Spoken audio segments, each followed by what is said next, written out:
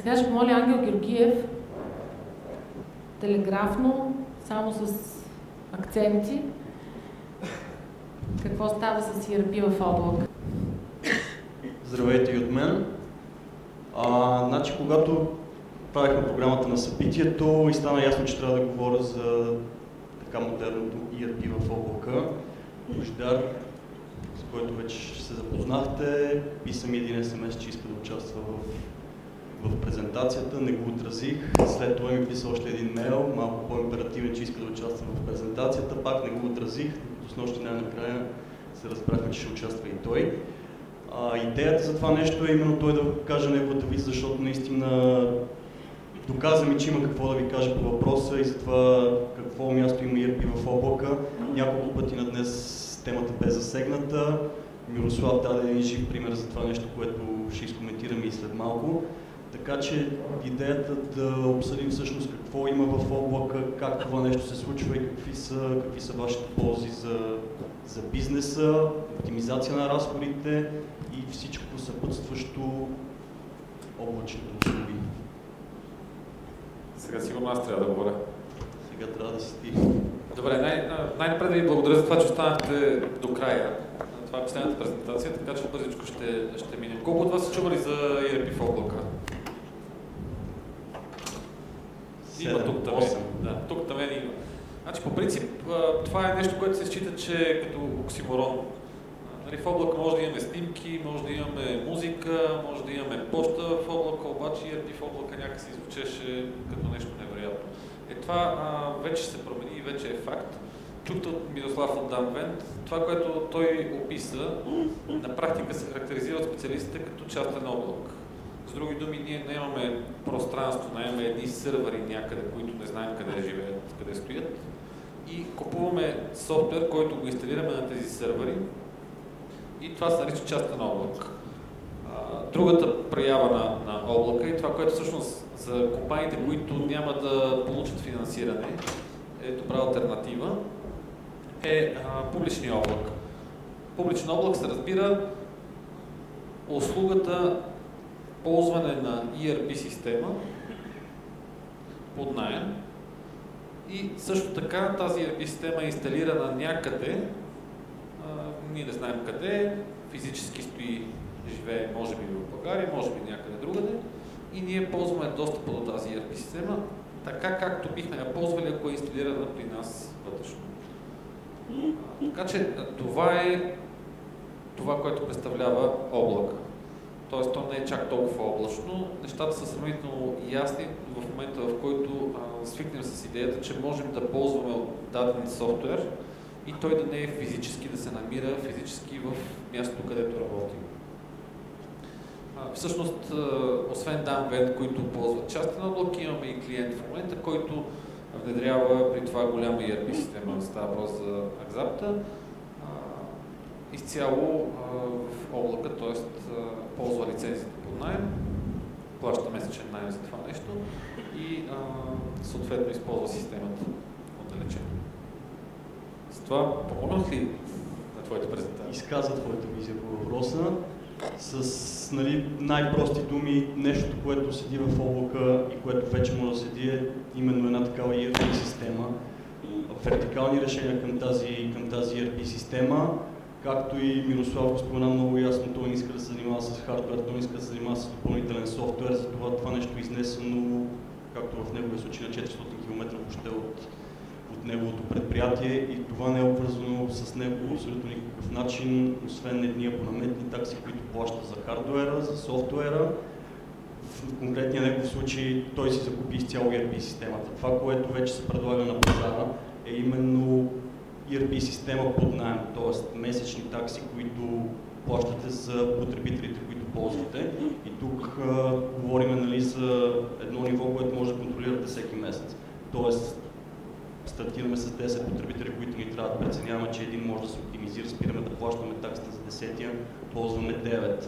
В щастливия случай ръководителя на проект излиза майчинство, намаляваме потребителите с още един, назначаваме двама хора, добавяме нови двама потребители и това нещо може да се контролира всеки месец. Както за софтуера, така и за хардуера.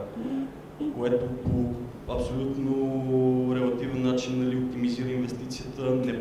когато не ползвате нещо, защото ние анализ сме да си купим 10 лиценза за презапасима, да се покаже накрая, че ползваме само 5 и които се чудим какво да ги правим и с надеждата след време да назначим още хора, за да запълним тази празнина. Това е стратегията и на Microsoft за това какво ще се случва в следващите години. В момента визията за развитието на ERP системите е такава. Това нещо ще се случва след времето, вече се случва с CRM системите.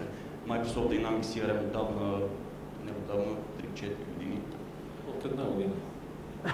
Една година е вече в облака и може да се използва CRM онлайн, което в България всъщност още не се ползва, но достъпно е. Не се ползва, защото няма интерес или защото не е достъпно? Достъпно ли е в България?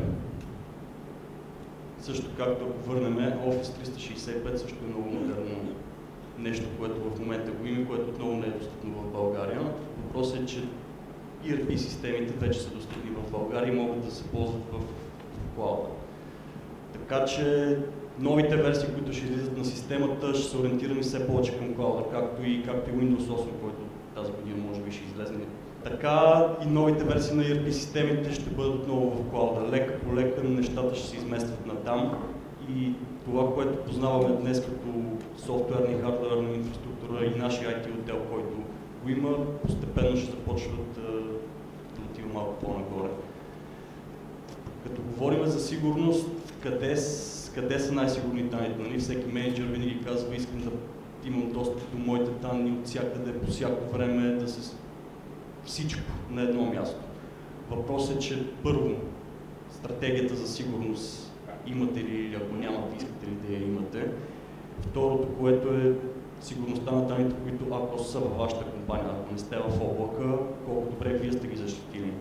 Защото когато говорим за ERP в клауда или хостинг на такива системи, там говорим за абсолютно сертифицирани дейта центрове, които, както Мирослав каза, първи, 10 левел, 5 левел, преминават през наистина изключително много и сертификации и самите дейта центрове и имат различни стратегии за съдържанието на вашите данни, за достъпа на тези данни, т.е. данните в един такъв дейта център са наистина може би 5 пъти по-защитени, отколкото данните са на компютъра в вашия офис. Така че при нивата на сигурност наистина по този начин си гарантирате едно ниво, което в момента сами не може да си осигурите или не може, но просто трудно се получава и изисква много повече средства, отколкото нещата са изнесени някъде другаде. Реалните ползи, когато говорим за тях, цената на един такъв лиценз за една ERP система е под 50 евро за потребител. Да, което на месец. Ако си направите сметката, ще установите, че ако сега си купите ERP система и 4 години плащате месечни такси, ще стигнете едно и също равнище. Тоест на четвъртата година все едно сте си купили лицензите, обаче тук не се взимат предвидени други фактори, като изцялото отпадане на поддръжката на системата от вашия IT отдел, така за нетни стойности на сегашната инвестиция, нали, няма да говорим, другото, което е оптимизацията на лицензите по всяко време, в смисъл ползването на лицензите месец за месец и заявяването на какво всъщност ви трябва и плащате това, което ви трябва. Така че, когато се притеглят тези нещата изглеждат малко по-различни този срок, защото този срок 4 години всеки го смята. В смисъл всеки прави едно изчисление, ако сега платя една система колко ще струва и ако си сметне месечните такси, ще стигне, че на четвъртата година всъщност се изравняват, но ако при малко по-задълбочени анализи се установява, че наистина не е така. Като тук говорим и за месечните поддръжки, които се плащат за една ERP система, те са включени в тази стойност под 50 евро, която се заплаща, която ви дава правото за преминаване на нови версии, всякакъв съпорт от Microsoft и така нататък.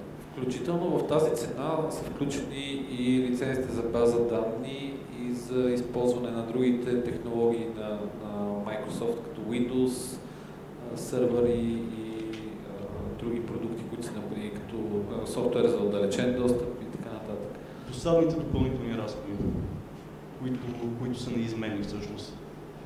По-голяма сигурност на данните казахме, наистина хората, които се занимават в компанията, че се занимават изключително изцяло с своя бизнес и няма по абсолютно никакъв начин да са обвързани с поддръжката на тази система, както софтуерно, така и хардуерно, което всъщност изисква едни усилия, които в момента не се замислят, но те са необходими. Пращате някъде нещата, хората се оправят с тях, вие единственото, което правите е да си управлявате бизнеса. Накрая само да поясня защо казахме, че това е алтернатива за фирмите, които няма да получат финансиране, тъй като проектните предложения, с които кандидатствате, вътре има закупуване на този софтуер. Така че няма да ви бъде допуснат проекта, ако искате да го финансирате с европейски средства, да плащате под наем.